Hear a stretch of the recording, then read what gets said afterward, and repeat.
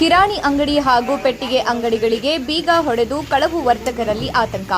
ಹೌದು, ಇದು ಚಳ್ಳಕೆರೆ ತಾಲೂಕಿನ ತಳಕು ಬಸ್ ನಿಲ್ದಾಣದಲ್ಲಿ ಶನಿವಾರ ತಡರಾತ್ರಿ 2 ಅಂಗಡಿಗಳ ಬೀಗ ಹೊಡೆದು ಹಣ, ಗುಟ್ಕಾ, ಸಿಗರೆಟ್ ಸೇರಿದಂತೆ ಇತರೆ ಸಾಮಗ್ರಿಗಳನ್ನು ಕಳವು ಮಾಡಿರುವ ಪ್ರಕರಣ ಭಾನುವಾರ ಬೆಳಗ್ಗೆ ಬೆಳಕಿಗೆ ಬಂದಿದೆ. ಸ್ಥಳಕ್ಕೆ ತಳಕು ಠಾಣೆಯ ಪೊಲೀಸ್ ಅಧಿಕಾರಿಗಳು ಭೇಟಿ ನೀಡಿ ಪರಿಶೀಲನೆ ನಡೆಸಿ ಪ್ರಕರಣ ದಾಖಲು ಮಾಡಿಕೊಂಡಿದ್ದಾರೆ ಎನ್ನಲಾಗಿದೆ.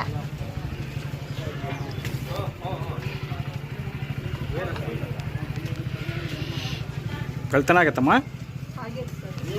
ಏನೇನು ಹೋಗೈತಮ್ಮ? ಎಷ್ಟು ಸಾವಿರ ರೂಪಾಯಿದು ಹೋಗೈತೆ? ದುಡ್ಡು ಎಷ್ಟಿತ್ತು? ನಿನ್ನ ಹೆಸರೇನಮ್ಮ? ಯಾವ ಊರು? ನಿಮ್ಮದು ಕಳ್ತನ ಆಗೈತೇನಮ್ಮ? ಏನಾಗಿದೆ? ಎಲ್ಲಿ ಕೊಯ್ದಿರೋದು? ಕಾಣಿಸುತ್ತೆ ಎಲ್ಲಾದರೂ?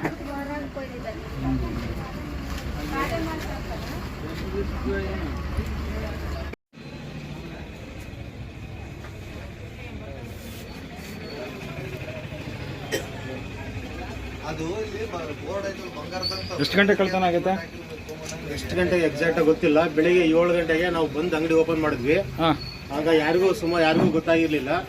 ಫಸ್ಟ್ ಓಪನ್ ಮಾಡಿದ ತಕ್ಷಣ ನಾನು ಇಲ್ಲಿ ಓಪನ್ ಆಗಿತ್ತು. ಅದಾದ್ಮೇಲೆ ಎಲ್ಲ ಅಂಗಡಿಗಳೆಲ್ಲ 3-4 ಅಂಗಡಿಗಳೆಲ್ಲ ನೋಡಿದ್ವಿ. ನೋಡಿದಾಗ ಎಲ್ಲ ಅಂಗಡಿಗಳು ಕೊಯ್ದಿದ್ರು.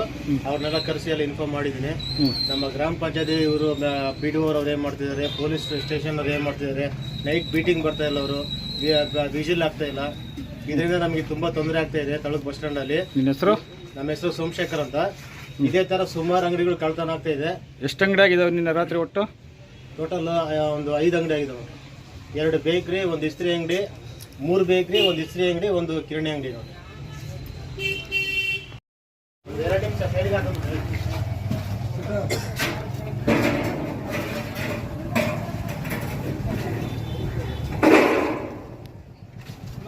ಸ್ವಲ್ಪ ವಿಡಿಯೋ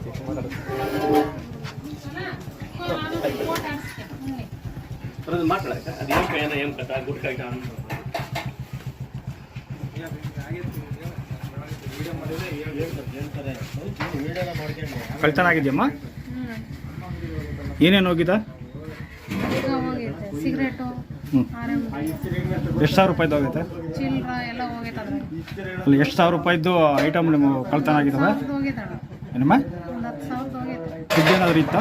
ದುಡ್ಡಿತ್ತು, ಕಾಯಿನ್ ಇತ್ತು. 20 ರೂಪಾಯಿದವ, 10 ರೂಪಾಯಿ ಕಾಯಿನ್ ಇತ್ತು. ಅದೆಷ್ಟು ರೂಪಾಯಿ ಇತ್ತು? ಅದು ಎಣ್ಸಿಲ್ಲ, ಸುಮ್ಮನೆ ಬಾಕ್ಸ್ ಅಲ್ಲಿ ಹಂಗೆ ಇಟ್ಟೋಗಿದ್ವಿ, ಎಣ್ಸಿಲ್ಲ. ನೀವು ಎಷ್ಟು ದಿನದಿಂದ ವ್ಯವಹಾರ ಮಾಡ್ತಾ ಇದ್ರಿ ಇಲ್ಲಿ? ಒಂದು 10 ವರ್ಷದಿಂದ ಮಾಡ್ತಿದ್ವಿ. ಅಲ್ಲಿ ಇದು 3ನೇ ಸಾರಿ ಸರ್ ಆಗಿರೋದು. ನಿಮ್ಮ ಹೆಸರು? ಭಾಗ್ಯಮ್ಮ. ಯಾವ ಊರು? ಹೊಸಳ್ಳಿ. ನೀವು ವ್ಯವಹಾರ ಮಾಡ್ತಿರೋದಿಲ್ಲಮ್ಮ? ಇಲ್ಲೇ ತಳಕ್ನಾಗೆ.